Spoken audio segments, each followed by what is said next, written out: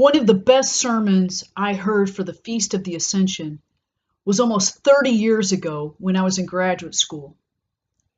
One of our professors gave the homily at the feast, the liturgy for the Feast of the Ascension. And the words still stay with me today. The professor, one of our pastors, said, "The Ascension reminds us, because of the Ascension, God knows now, in a way that God had never known before, what it means to be human." God knows now, in a way that God had never known before, what it means to be human. In a profound way, Jesus' ascension into heaven connects humanity with God in a way that God had not been connected before, in us before, in that sense. Christ connects us more intimately with God's love, and God understands us and who we are in our humanity because of Christ. God knows what it means to be human.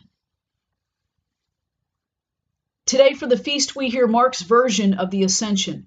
It's very simple and straightforward. Jesus gives a final message to the disciples. Go out into the world and preach the good news. Don't hold back, and don't let fear be a roadblock. Don't let anything get in the way of proclaiming the love of God. And Christ promised, "I will be with you through it all." And after a few final words, those words of encouragement, Christ is taken up to heaven and is seated at the right hand of God. Christ sits at table with God and shares that experience of what it meant to be human, and God understands. Christ sits at table to connect us more intimately with God's love.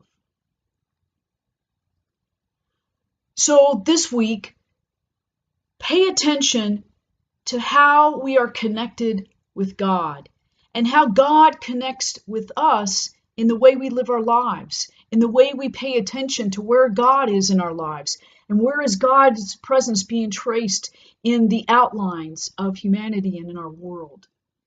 What do we notice of God? Also, how do we carry on that mission of God's love? Carry that both in our hearts and in our minds and in our actions, that deeper understanding of God's love. For God knows now, in a way that God had never known before, what it means to be human. So let us connect with that God who loves us deeply and passionately and intimately and calls us to do the same for one another. Amen.